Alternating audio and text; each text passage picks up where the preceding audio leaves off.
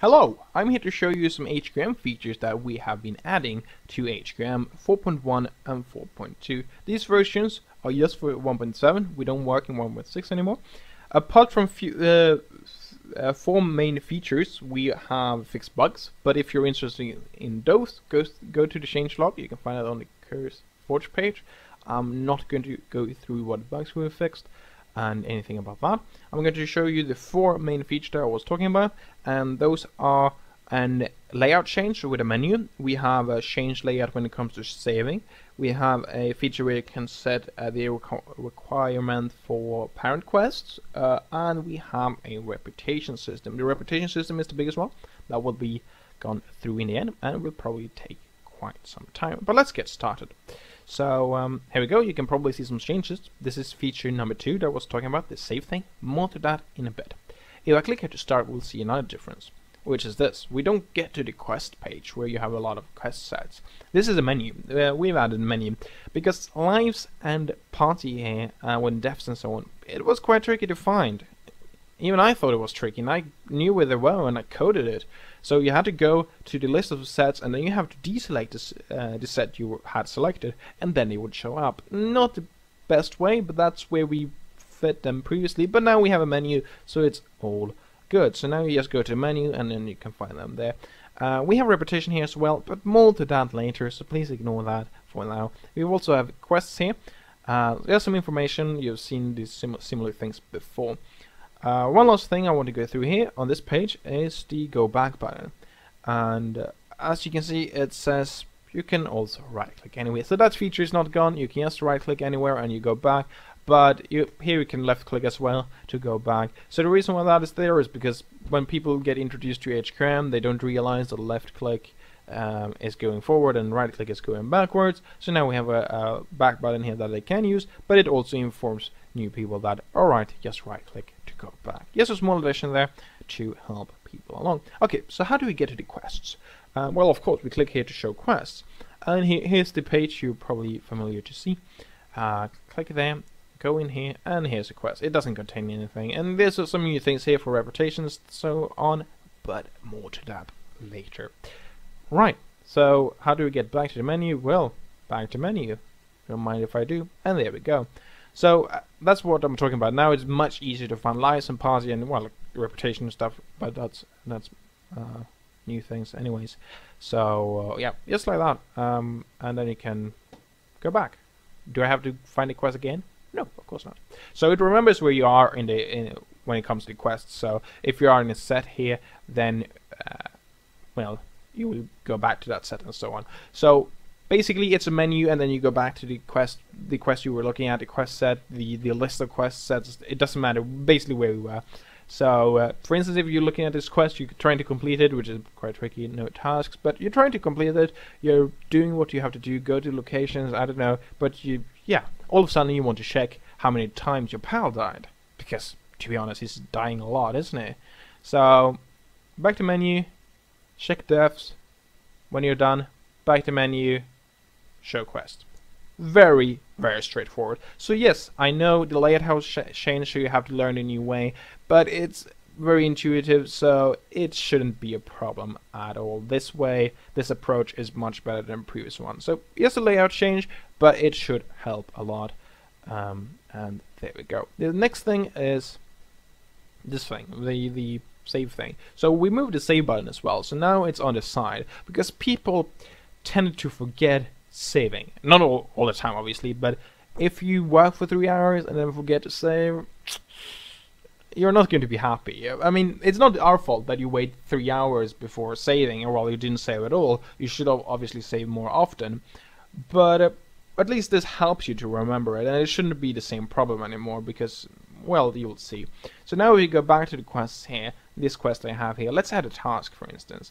If I add a consume task, for instance, and all of a sudden, boom, unsaved changes 1, created tasks 1. So it's going to list all the changes that you have made. It also says 6 minutes since I saved, because I saved before starting a recording, so it remembers that, and it tells you, well, in the last 6 minutes you have done some changes. Well, it's just one change, but you've still done something, so maybe it's time to save it.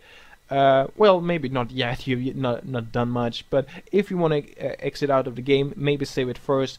Of course, maybe you just did some tests, you don't want to save that because then you ruin the proper file or whatever. Then don't save. It's going to list what you did. So for instance, if I change the reward here and add some planks, for instance, it's going to say created rewards. I can even change the reward and it's going to say so.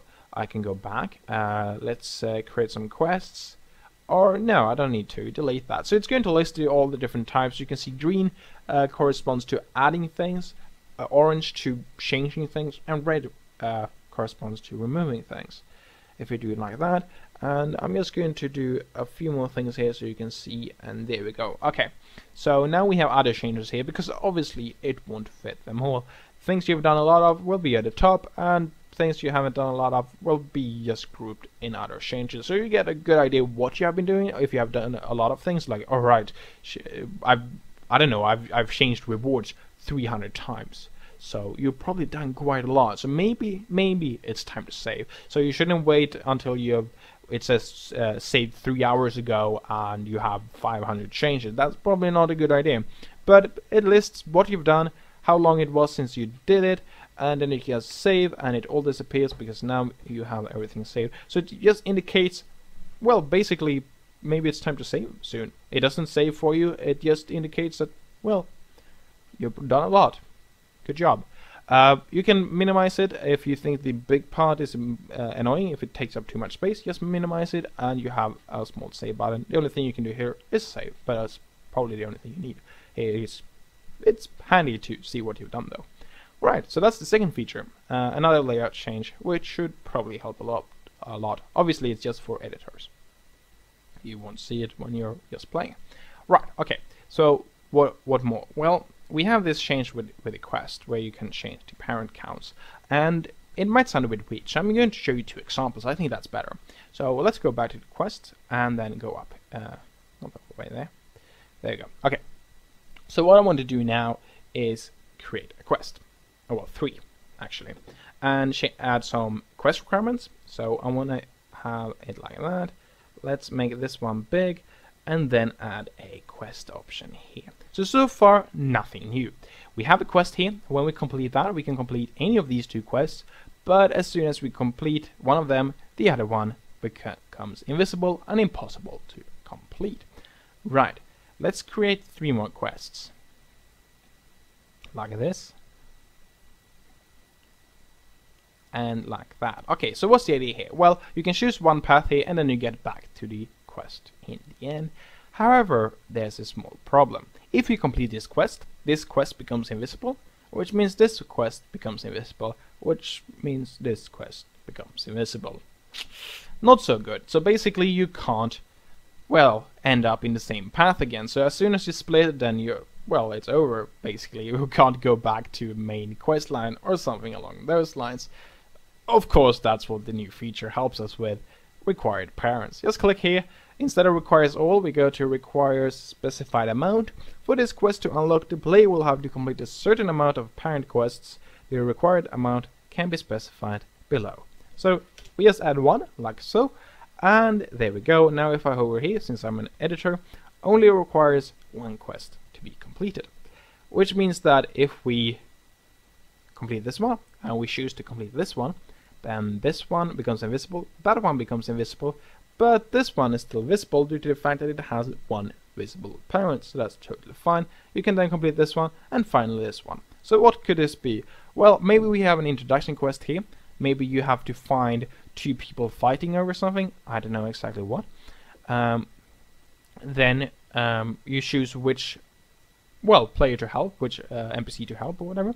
And then the one you helped will give you a quest. Obviously the one you didn't help will not give you a quest, and then when you complete that quest, you, no matter which approach you took, which NPC you helped, you will get back to the quest line down here. Perfect. So that's one example. Obviously not the only approach you can take. I'm going to show you a second example, which could be something like this. 3, 4, 5, like that. And then what I'm going to do is, let's make that big just to indicate that there's something special with that, and then we do this like so. There we go. Okay, So now, what does this mean? Well, if we complete all of these 5 quests, then we can do that.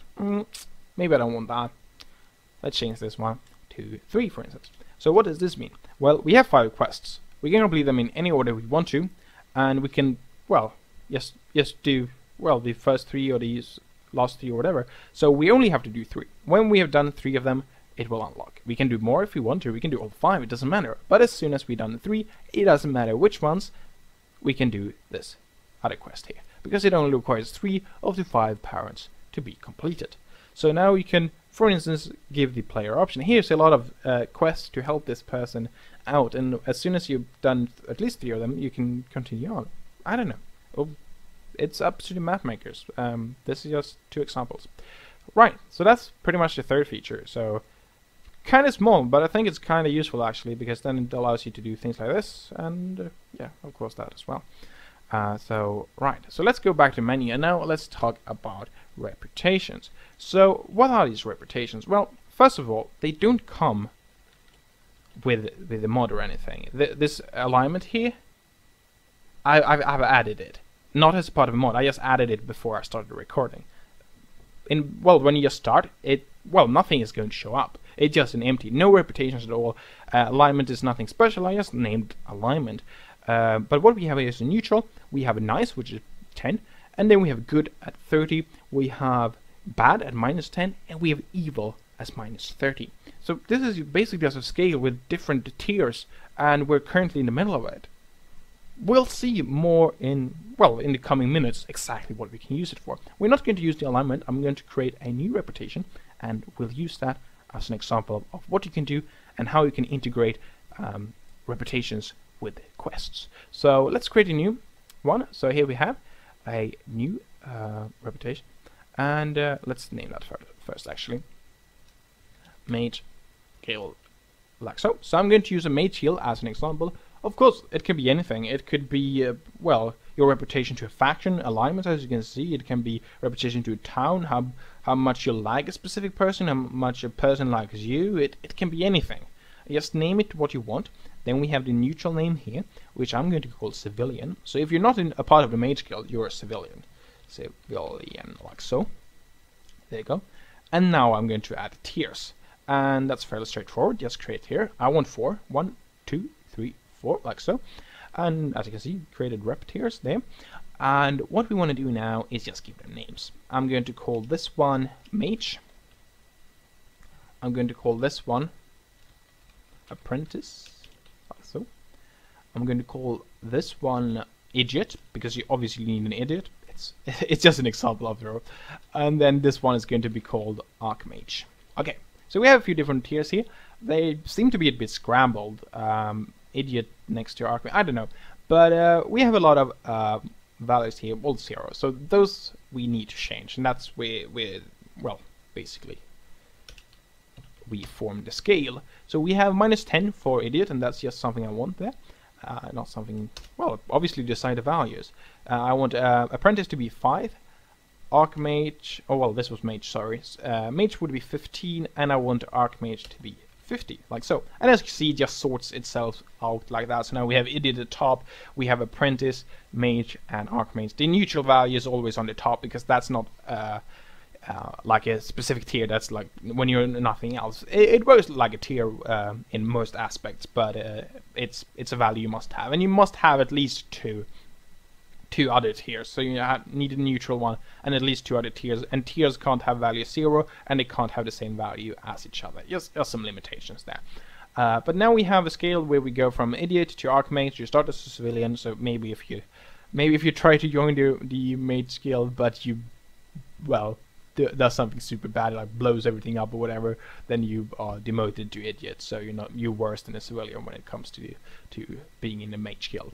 Yep, so yeah, that's an example of a reputation, and now if you go back, we will see it here as well. So we have the 4 different things here: archmage, mage, apprentice, and idiot, but we're currently a civilian, so we have the neutral marker. As you can see, that's a rectangle instead of a small arrow, and it also says that we're civilian here with 0 points, says that there as well. And as you can see, even though, well, here's 50, and that's 15, so that's 35 in between.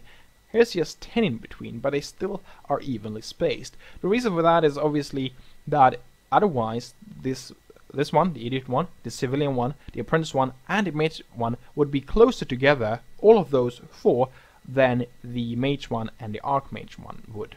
Because here we have a difference of 35. From mage all the way to idiot is just a difference of 25. Usually in scales like this, you probably have the higher ranks being further away, so it's not linear at all. And if I would add them linearly to the scale, then everything with low ranks would just be very, very close together. So the way it is, all the pointers with all the ranks with values will be evenly spaced. The neutral one will just be added in the span where it belongs, and this arrow pointing at where you currently at will just point properly in the current span. So it will scale properly. Well, it will be a linear scale between two ranks, so the arrow will move at the same speed between these two. Right, okay, so that's just a reputation. If we have too many reputations, well, too many, you can't really have too many, but we have more than can be shown, we will have a scroll bar here, but it will also sort them. So the higher the values are, the absolute values of them, the further up they will be. So if we have a negative 200 of one thing and a positive 100 of another thing, then the negative 200 thing will be on top. Just to make sure that things, reputations that you're probably not working on will be at the bottom. So just to make it easy to see if there's a ton of them. Right, okay. So what do we use these for? Well, we're going to connect them with quests. So we're going to start and see how we can get and lose reputation. And to do so, we're going to create a quest. But this is a bit messy, so I'm just going to create a new set. And I will work in that one instead. Okay, so let's create a quest here and open it up. And what we have is this thing here. And that's the reputation reward. And to add that, we go to this button here, edit reputation reward, and just click there, like so. Okay, so now we can create a new reward here, and it says alignment 0, but I don't want to give you alignment. Oh, maybe I do, but let's start with the mage guild. So when you complete this quest, maybe you help the mage guild, you get positive 5. So it adds 5 reputation for you, or well, for your party, because your party shares the reputation, plus 5, like so. And then we can create another one, because maybe you did something bad. Maybe you killed someone with a spell to make the mage guild happy. Maybe the mage guild is kind of evil. I don't know. It depends on the map maker. Obviously, this is just an example. They don't really have to have a mage guild after all. So I'm going to reduce the alignment with 2. So we add 5 to the mage guild and remove 2 alignment. And there we go. Now it just turned blue. The color doesn't matter too much. So if you're colorblind, well, it's not really a problem. It's just a small indication. If it's blue, that means that we have both positive and negative things. If it's red, it means only negative things. And if it's green, only positive things. It's a way for you to quicker see what kind of reward you get. And if it's gray, you don't get anything at all. Or if it's missing. So we have mage guild there, plus 5, alignment, negative 2. And as it says, the party will receive this reputation when the first member claims the reward. So you don't get a reputation when you complete the quest, and you don't get it multiple times if you're in a party, because that would be very tricky to balance as a map maker. Because then if you're a part of 3, then you could get reputation and lose reputation very easily. So when the first player claims the reward, you will get a reputation. And if you have items here as a reward as well, then everyone can claim that, as long as the settings allows that. The part setting you can change if you can have multiple rewards or not. That's something most people don't actually know. And there's actually a config option where you can disable that parties can't actually decide to have multiple rewards, so they have to share them. And then you can choose if it's randomly assigned or if it's first to claim that. Well, that was just a side note. So when someone claims this reward, the party will get a reputation. So let's try that. So what I want to do is just complete this quest, and I find that the easiest way to do so is create a location task here, and then just use this as your location like that, and boom. Since it's my location, I just completed the task, and therefore I completed the quest, and now I can claim the reward.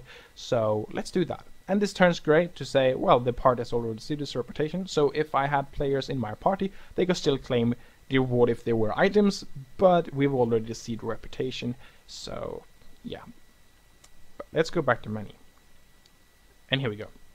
So now the alignment is actually at the bottom, and that's to indicate that, well, we have more reputation in the Mage Guild. It doesn't matter that it's negative. It would be the same if it was -5 for the apprentice and +2 for the alignment. That doesn't matter. It's just that the absolute value is higher for the Mage Guild, and it doesn't matter too much now when we just have 2 reputations. But imagine if you have 20, you can't see all 20, so it will list the ones with the highest absolute values at the top. Okay, so what do we have here? Well, we're still neutral here because we haven't reached bad. We have a -2 though, so we're not in the middle of neutral. We're going towards the bad side, but we're still in the neutral range because that's in between here. If we go over bad, -10 or lower, well, then we have the rank of bad. But we're still neutral there, so it's fine.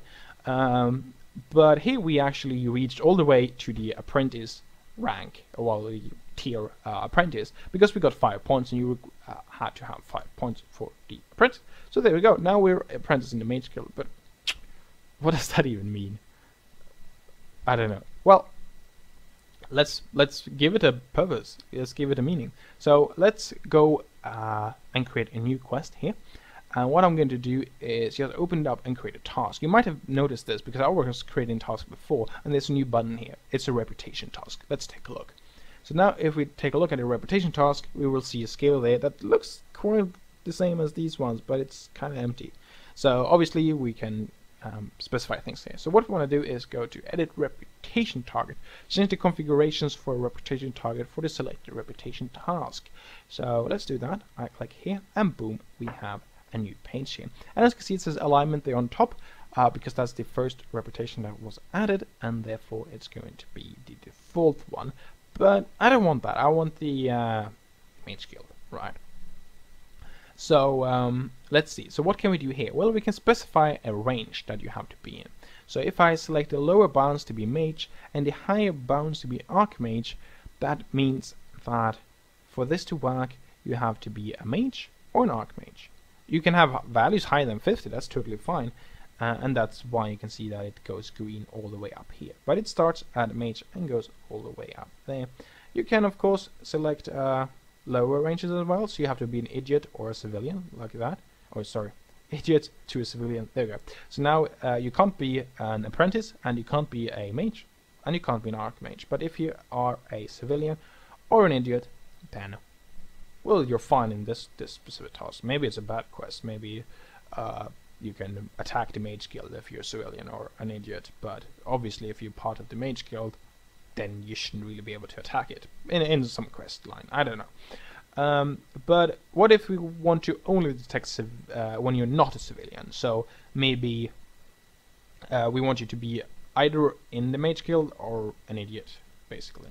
And then we basically select civilian, and then we invert the range like so. And there we go. So now it selects everything else like that. And the text turns green because my current value is in the range there, so it's easy for testing.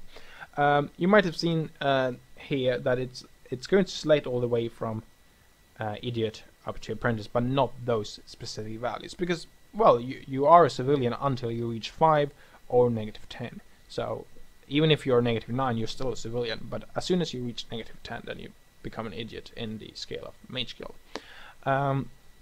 Right, so what I want to select here is actually yeah, I don't know. Let's do something like this. For instance, there you go. So now if I become a mage or an archmage, then I complete the quest. Okay, so how do I do this? Well, let's do the same approach that I did last time. So what I'm going to do is just create a simple quest here that can give me some reputation. So how much did I have? I have had 5 and I need 10 more. So let's create, well, let's give me 15. So I'm actually not going to just reach mage, I'm going to go over the requirement a bit. But I'm still a mage, I'm not an archmage. Like that, so I add 15 and now it's green because I just add things there. And then we create a task, a location task, and of course you don't need relocation, I just think it's easy to use when testing. And there we go, now we completed the quest. and claim reward. So now we received 15 reputation in the mage guild, and all of a sudden we are a mage. But it's not, of course, on the exactly on the pointer here, because you just need 15 for that, but now we're at 20. As you can see, it says that we have completed one quest, one quest with unclaimed rewards, which is totally true, because we just completed this quest due to the fact that we're now in the range. So we could claim the reward, we don't get anything from it. As you can see, we have another scale here, and we can just add multiple ones. That's totally fine. So we can add one for alignment as well, and so on. Worth noting though is that you have to complete all at the same time. So it's not with locations where if you visit one, you're fine, then you can just visit the next one. It's not like with mobs, if you killed one, then you can just continue killing other ones elsewhere. You have to have them all correct at the same time. So maybe we're looking for a mage or an archmage that is pure evil, so you have a -30. Then if you're a mage at one point, we can actually change that. It's not going to affect the quest itself because I've already completed it.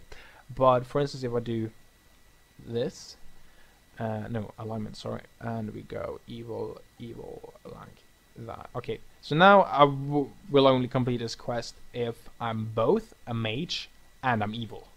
So I can't become a mage first and then I lose reputation in the mage guild and then become evil, or the opposite. So maybe I become evil first and then I get good again and become a mage. That doesn't work. I have to be all of these at the same time. So if I'm a mage and I'm evil, then I complete this task. Of course, this task doesn't have to be a full quest. You can add more tasks and so on, but you complete this specific task. In this case, I completed the quest, and the only reason why I did that was because, well, I completed it before we added this requirement as well, so I've already completed it. Right, okay, so that's just a task. So can we do something more fancy? Well, the good thing with HQM is that we added tons of features, and then a map maker can just combine them. So you can't do anything else actually with reputation than just that reputation task currently. I have some plans for a few cool things when it comes to reputation, but just some tiny additions. But this is the main thing. You just have that. But we can use that with the combination of, for instance, trigger quests. So let's take a look. Okay, I'm going to create a two quests here, and well, to help you along with what these are, I'm going to name them. This is going to be the actual quest, so I'm going to call it the quest, whereas the other one is just going to be a helper. So let's go back and then go into this one and name it helper quest, like that. Okay. And since this is the actual quest, let's actually give it a task of some kind. It doesn't matter what it is. It's just a crafting task of an item. You have to craft, I don't know, planks. Yeah, you have to craft some planks. There you go. Okay, so that's just a super basic quest like that. Okay, so what do we want to do? Well, what I want to do is that you can only do the quest of crafting planks. Maybe it's a bit magical to create planks in this specific map. Maybe the people of this world has forgotten how to make planks, so you have to become the archmage to do that. I know it doesn't really make any sense, but for this example, let's believe it does.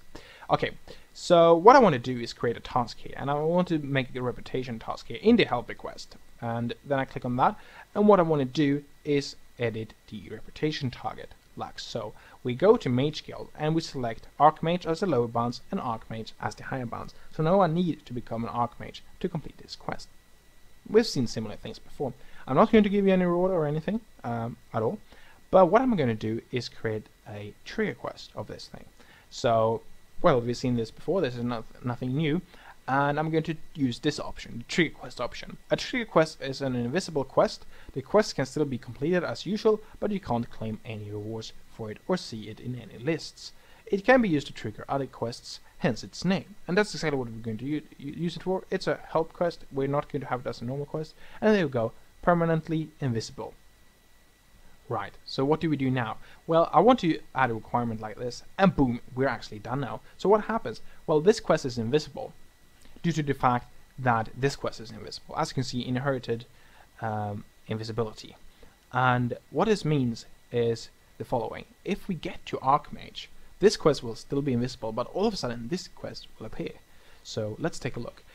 We need to become Archmage. I have 20 reputations, so I need 30 more. Okay, so let's get that. I can use this quest since it's already completed. So I'm going to make sure that if, I get plus 30 here, like so. And then if I claim the reward, I am now an Archmage, as you can see. Mage Guild Archmage, like so. And all of a sudden, oops, if we go back to the quests, we can see that this one is unlocked, like that. There you go. So now I can do this quest, because it's not invisible anymore, and not locked anymore.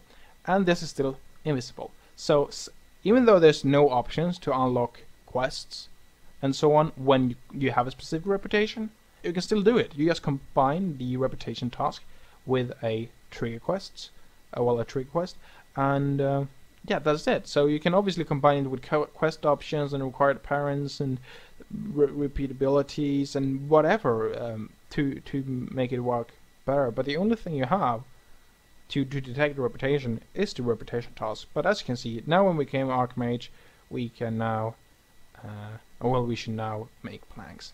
So yeah, so that's pretty much it. So it's quite a big system. You create different reputations. You can have a lot of them. I can't remember the limit, but it's quite high actually. And yeah, you just add different tiers to them, and then you can give reputation and remove reputation to players or their parties.